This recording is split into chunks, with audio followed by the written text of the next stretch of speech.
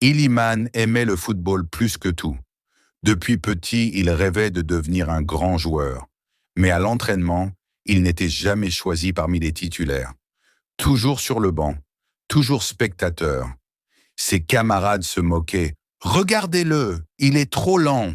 Ce n'est pas un vrai joueur. Même son entraîneur ne lui faisait pas confiance. Il n'est pas prêt pour les grands matchs. Iliman rentrait souvent chez lui la tête basse. Mais au lieu d'abandonner, il se faisait une promesse. Un jour, je prouverai ma valeur. Chaque soir, quand tout le monde rentrait, Iliman restait seul sur le terrain. Il courait, frappait, driblait encore et encore.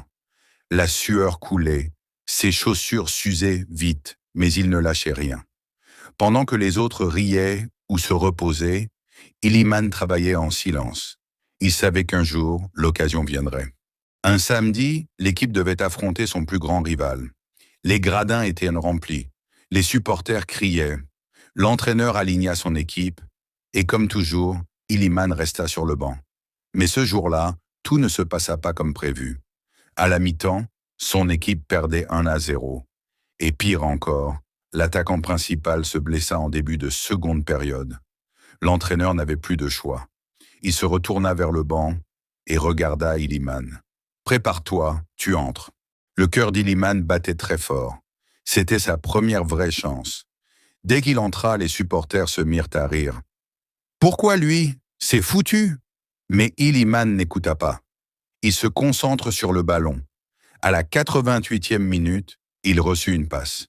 Il dribbla un défenseur, puis frappa de toutes ses forces. But. Égalisation. Le stade resta bouche bée. Ses camarades commencèrent à y croire. Et, dans les toutes dernières secondes, Iliman récupéra encore le ballon. Il courut, évita un tacle, leva la tête et tira une nouvelle fois. But, victoire.